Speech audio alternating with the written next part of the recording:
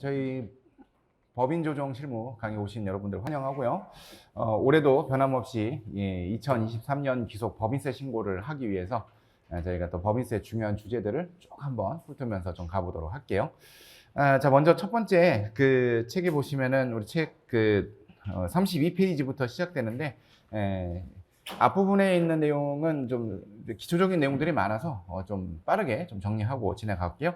법인 구분 보시면 오른쪽에 이제 먼저 33페이지 보시면 이제 그 내국법인, 외국법인 나오는데, 내국법인이냐 외국법인이냐는 본점이 어딨냐를 가지고 따져요. 그러니까 본점이 외국에 있으면 외국법인이에요. 근데 여러분, 우리 실무 하시는 법인들은 대부분 내국법인이죠. 본점이 한국에 있어요. 근데 이제 내국법인, 외국법인을 나누는 이유가, 넘어가 보시면은 이제 이렇게 납세무가 다르다는 거죠. 35페이지. 그래서 내국이면은 한국에서 번 것뿐만 아니라 외국에서 번 것도 다 세금을 내야 돼요. 그러니까 외국의 현지에서 소득이 발생하거나 또는 외국에서 한국으로 돈이 입금되는 돈, 이런 것들 전부 다 과세를 해야 되고, 외국법인은 국내 원천 소득만 과세를 하죠.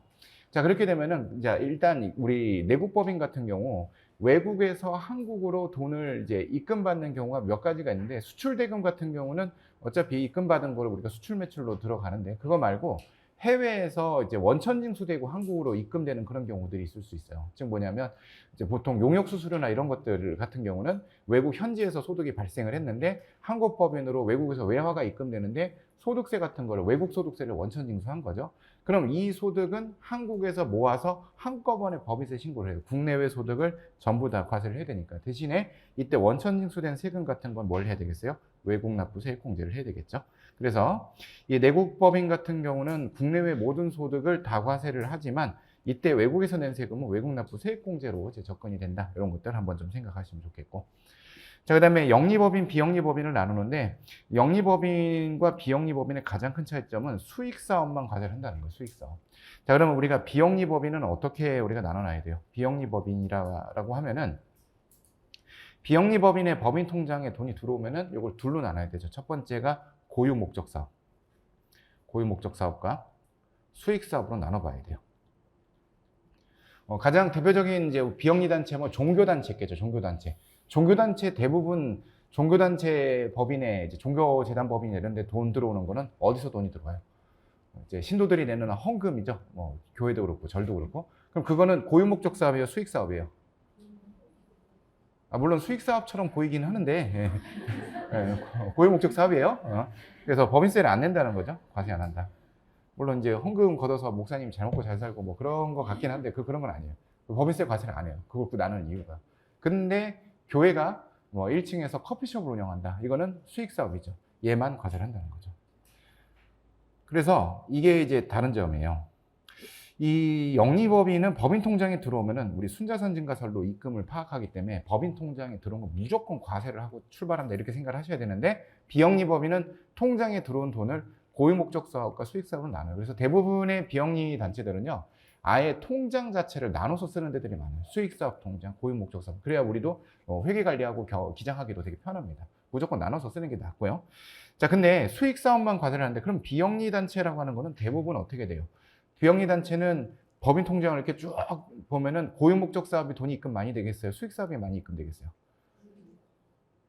수익 사업이 많이 입금되면 이거 약간 뭔가 이상한 거죠?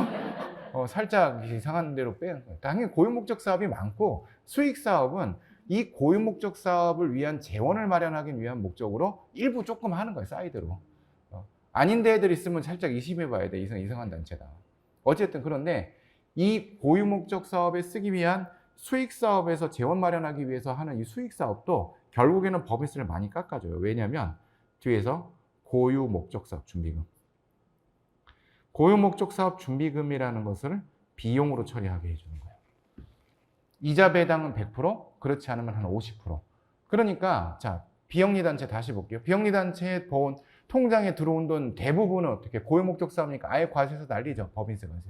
근데 그나마 수익 사업도 너 그 수익 사업에 생긴 돈 뭐 할 거야 했더니 고유 목적 사업을 위해서 쓸 거예요. 종교 사업을 위해 쓸 거예요. 장학 사업에 쓸 거예요. 그러면은 다시 고유 목적 사업 중으로 비용을 또 빼주는 거예요. 그래서 사실상 법인세를 많이 적게 내게 됩니다. 자, 그럼 여기서 갑자기 무슨 생각이 들어요? 나 그러면 비영리 법인을 무조건 설립해야겠다. 세금 조금 내겠죠? 그러나 그게 되지 않아요. 앞으로 한번 돌아가 보시면, 자, 비영리법인이 무엇이냐? 33페이지에 나오죠.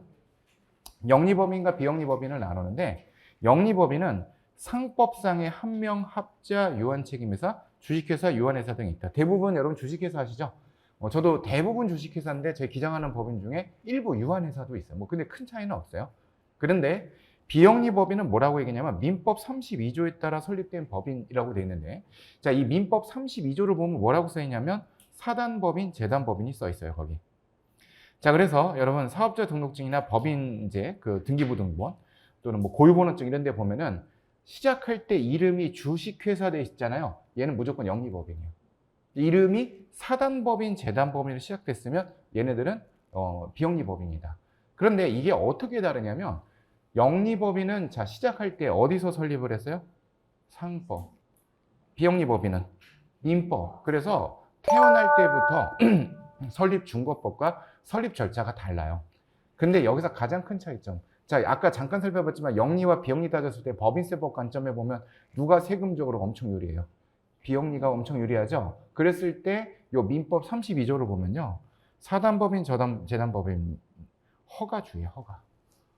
허가를 받아야 돼요. 뭐 잠깐 다른 얘기인데 제가 엊그제 어떤 큰 사업을 하시는 대표님을 잠깐 미팅을 했어요. 근데 이분들은 이제 그런 이제 사업이나 이런 법인이나 제도를 잘 모르니까 자기가 한 몇십억의 돈을 누구한테 주고 싶대요. 주고 싶은데 그냥 주면 증여세 나오죠. 그래서 자기가 그냥 이렇게 막 네이버 찾아보고 몇 가지를 생각을 했대요. 뭐냐면 한 30억을 비영리 단체를 설립을 하고 요 주고 싶은 사람 보고 어떻게 하냐, 여기 와서 이사장 이런 거 하면서 좋은 사업도 하고 뭐 하면 되지 않겠냐. 두 번째는 그냥 이 사람이 영리법인을 하나 설립을 해서 자기가 돈 얼마 내고 자기가 그 주고 싶은 돈 30억을 투자를 해갖고 지분 투자나 뭐 이렇게 해가지고 운영하는 방안 두 가지를 물어봤어요. 어떤 게 더 유리하겠어요? 아까도 얘기했지만 비영리잖아요. 자기는 비영리하면 되게 좋을 것 같다는 거예요. 근데 비영리법인 어떻다? 지금 보는 것처럼 허가.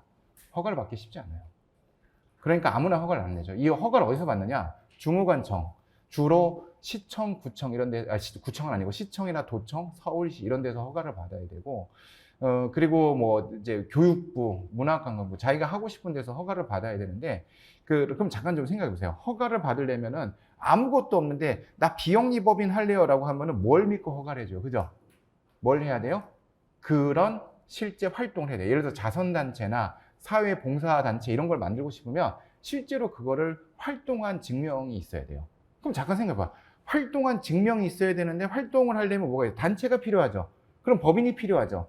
근데 법인을 만들려면 허가가 필요하죠. 허가가 필요하면 다시 무슨 말인지 알겠어요? 그러니까 허가 신청서를 내려갔는데 너가 그런 활동한 걸 증명해봐라고 하는데 뭐가 없다는 거예요? 단체가 없으면 또 활동을 못해. 이 다람쥐 쳇바퀴처럼 돌거든요.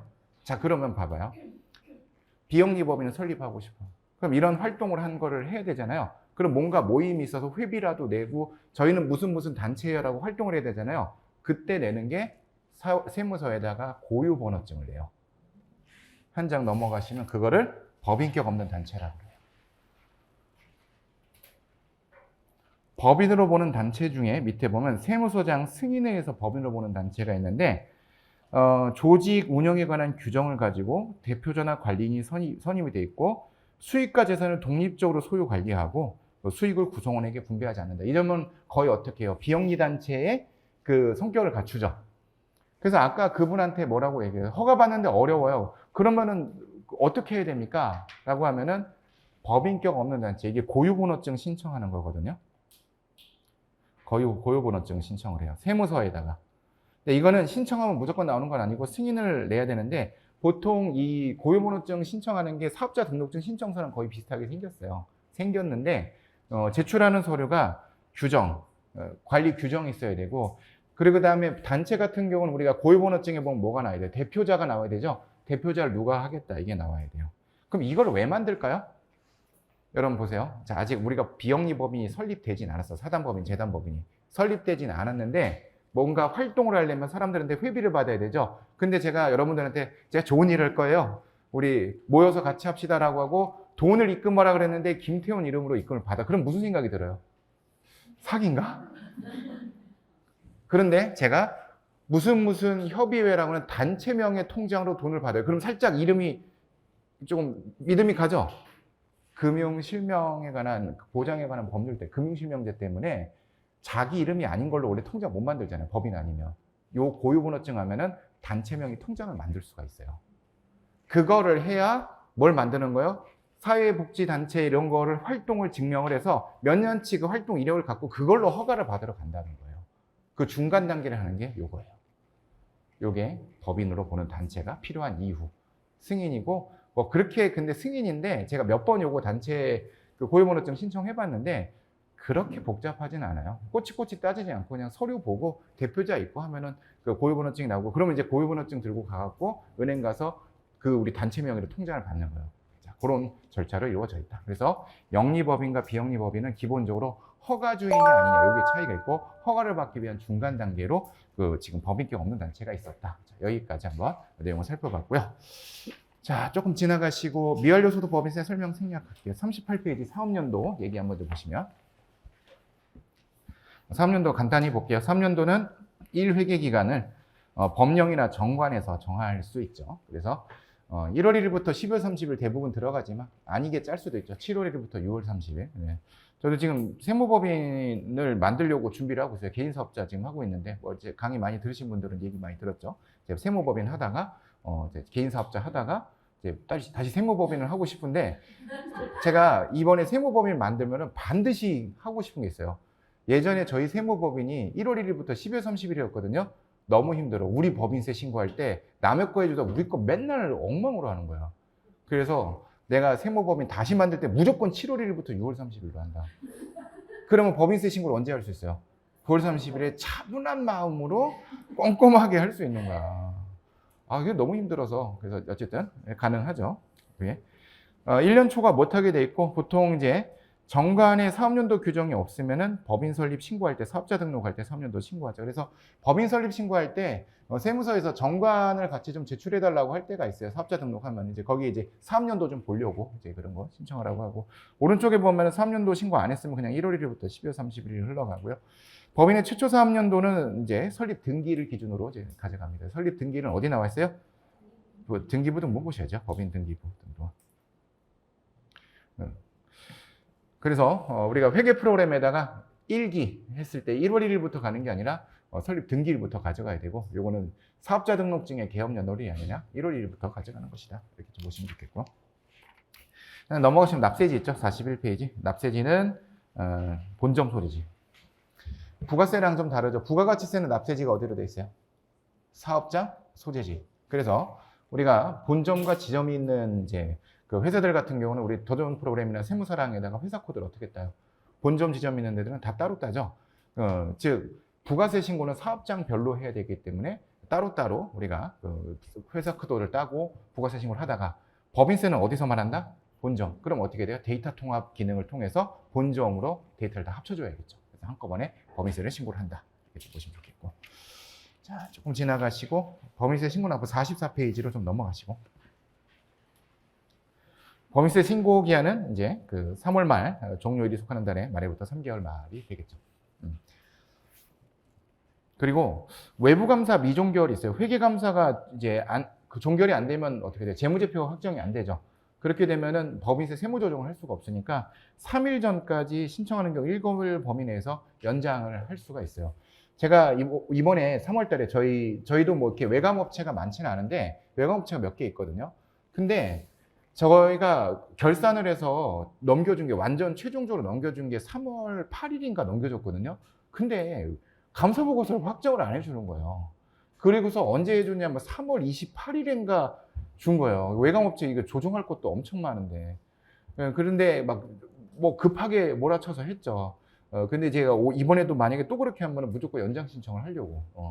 연장 신청을 했고 하면은 어떻게 돼요? 4월 말까지 지금 신고를 할 수가 있다는 거죠. 자, 그러면 여기서 우리가 생각나는 건 뭐예요? 신고를 늦게 했으니까 가산세가 있잖아요. 일단은 근데 기한 연장 승인 신청을 받고 하면은 신고불은 안 나와요. 신고불성실은 가산세가 없는데 원래 납부지원 가산세는 얼마로 해야 돼요? 10만 분의 20이 하면 이게 얼마? 연이자 8%, 8.몇%죠? 근데 요거 적용 안 하고 1.2%, 아, 요거 좀 바뀌었다. 죄송해요. 2.1%인데. 요것만 이자 상당액만 가져가니까 정오표가 이게 책이 나오고 나서 바로 했는데 바로 정오표가 또 막 한 페이지 막씩 나와갖고 근데 좀 이따 설명드리고 나중에 이제 홈페이지에서 또 게시해 드릴게요. 요 가산세만 가산 이자만 내니까 좀 좋죠. 이렇게 쓸 수가 있다.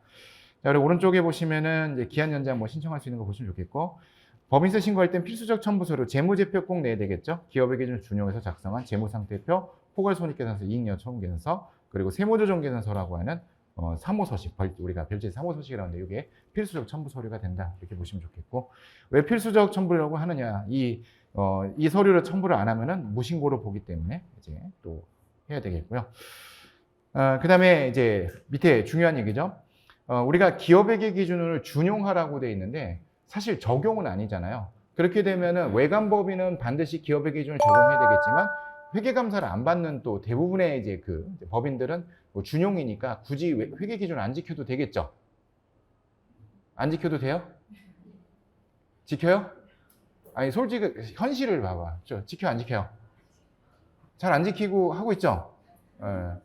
그렇잖아요. 다 내부적으로 있잖아요. 자기 회계 기준 뭐 이런 거 쓰잖아. 왜? 아니면 뭐 실장님 회계 기준이나 뭐 이렇게 내가 하라는 대로 해 막 이렇게. 과연 그래도 되는 것이냐라는 건데 세법적으로는 아무 문제가 없어요.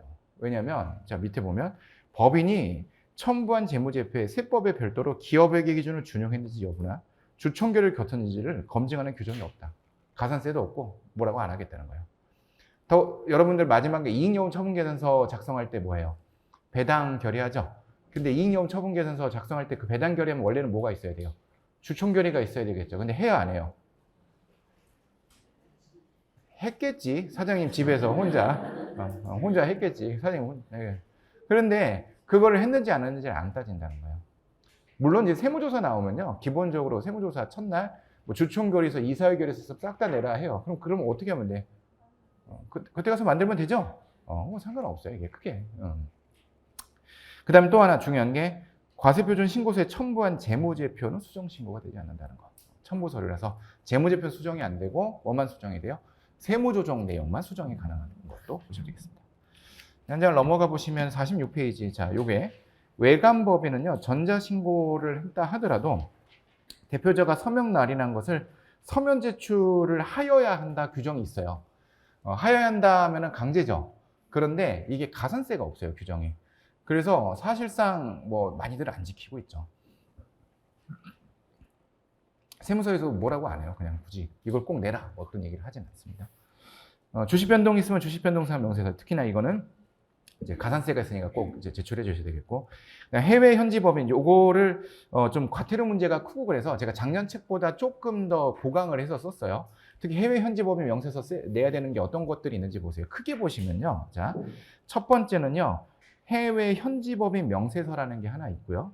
근데 어떤 경우에는 해외 현지 법인 명세서 and 해외 현지 법인 재무상황표라 그래서 해외 현지 법인의 재무제표 있죠. 원화 환산해서 내야 되는 경우가 있어요. 누가 내야 되느냐? 자, 보시면 외국화원거래법 3조 1항 18호 감옥에 따른 해외 직접 투자를 받은 법인의 그 총 발행 주식 총수의 10% 이상을 소유하고 투자 금액이 1억 원 이상인 내국법인이라고 돼 있어요. 뭐 이렇게 돼 있는데 오른쪽에 보시면은 이 그 외국환거래법 3조 1항 18호 감옥 요거를 제가 옆에다가 좀 설명을 해드렸어요. 여기다가 내용.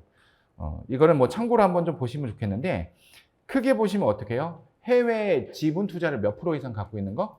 10% 이상을 소유하고니까 엔드 요건이죠. 그러면서 지분 투자 금액이 1억 원이 넘었다. 라고 한다면은 해외 현지 법인 명세서 플러스 뭐까지 들어가야 된다?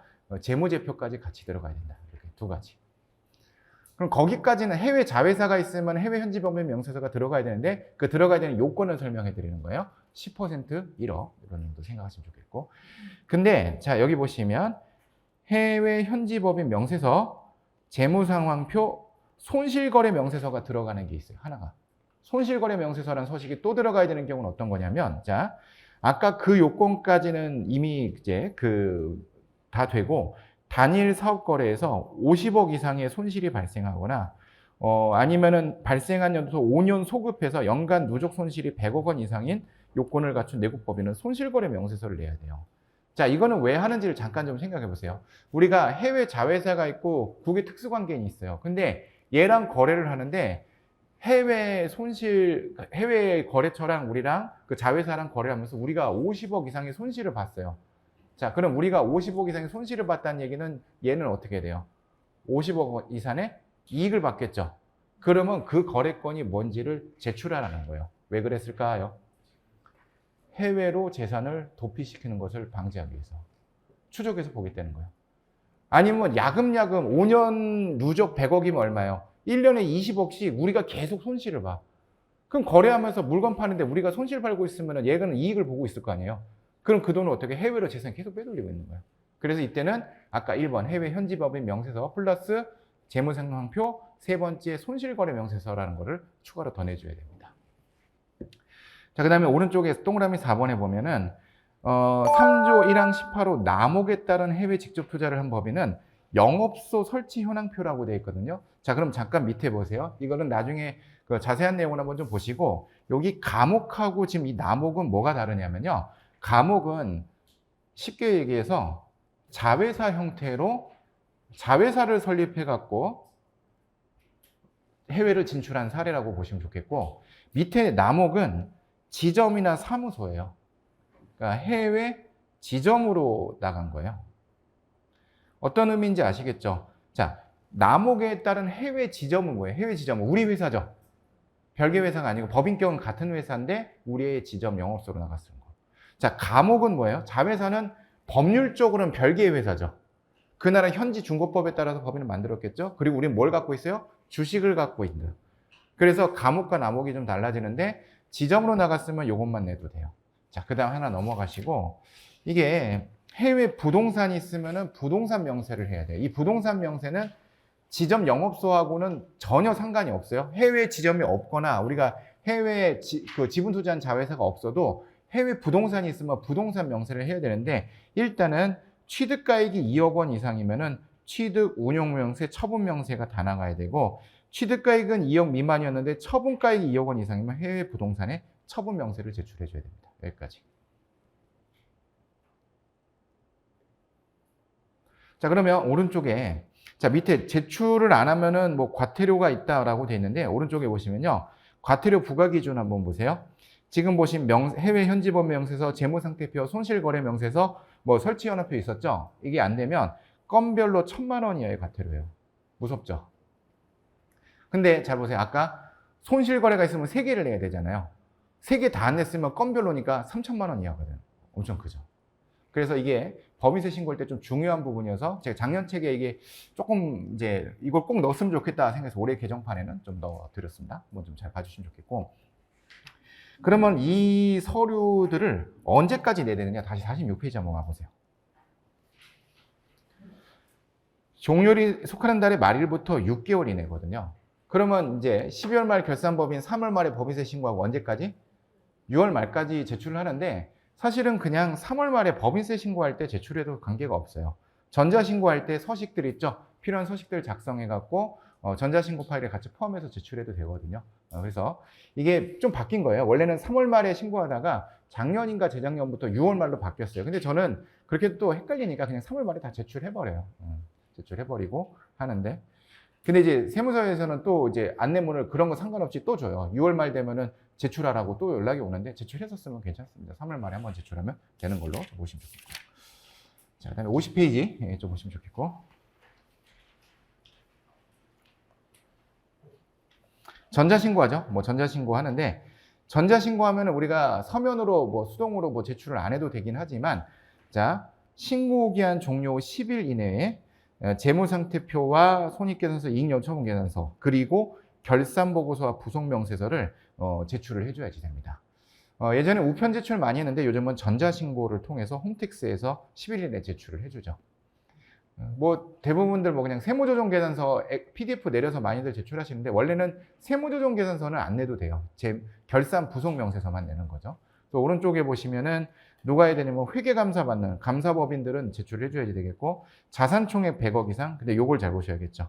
매출액이 30억 원 이상인 법인이 특히 세무회계사무소 기장하는 법인들 중에 상당히 많아요. 얘네들 10일 이내에 반드시 제출을 해줘야 된다라고 보시면 좋겠습니다. 제출 열심히 잘 하고 계시죠? 혹시 안 하시나요? 근데 제출하면, 안 하면 가산세 있을까 없을까요? 이게 딱히 제출 안 해도 가산세는 없습니다. 가산세는 없는데, 이게 서울 같은 경우는 좀 빠뜨려도 뭐 그렇게 신경을 안 쓰는 것 같은데, 지방청 같은 데들은 안 내면은 이렇게 좀 내라고 또 연락이 오기도 하고 그래요. 근데 저도 이거 매년 제가 강의하고 책에 써놓고 10일 이내 제출해라 얘기하잖아요. 근데, 올해도 또 저희 또 빠뜨린 데들이 또 있어. 또 전화 오고 막 그래요. 그러니까 이게 강의하지만, 이 많은 내용들을 강의하고 하지만, 우리 사무실도 다 이렇게 빠뜨린다니까. 올해 또 빠뜨렸어.